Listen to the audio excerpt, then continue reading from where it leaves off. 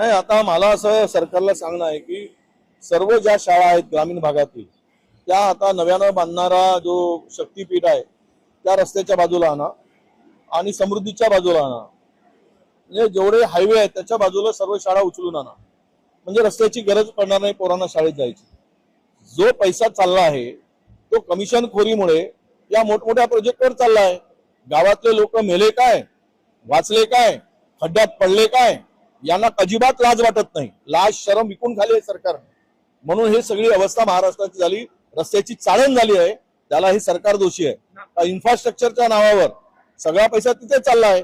5-5, 10-10 हजार कोटीचे पॅकेज आणि मोठमोठे कॉन्ट्रॅक्टर 25-25, 40-40% कमिशन, आणि ते कोलॅप्स होत आहेत, पडत आहेत, खड्डे पडत आहेत, पूल पडत आहेत. आणि हे सांगतात हे टेक्नॉलॉजी ते टेक्नॉलॉजी. कायची टेक्नॉलॉजी आहे? भुरक्याची टेक्नॉलॉजी आहे. कसली टेक्नॉलॉजी आणताय आणि कोणाला मूर्ख बनवताय? हे मूर्ख बनवायचे धंदे आहेत कमिशन खोरीमुळे. मनोज जरांगे मुंबईमध्ये आंदोलन करण्याचा इशारा दिलेला आहे. कुठेतरी पुन्हा एकदा निवासावर जाऊन आंदोलन करतील अशी शक्यता व्यक्त केली जाते. ते सरकार बघेल आणि तो जरांगे बघेल. मला काय ते आम्हाला कशाला त्याच्यात पडायचं आहे? कोण कोणाची जिरवतो जिरवा, एकमेकाची जिरवा. ते पहिले म्हणत होतं ना, पाणी अडवा पाणी जिरवा. सरकारमध्ये दम असेल तर त्याची जिरवेल, याच्यात दम असेल तर सरकारची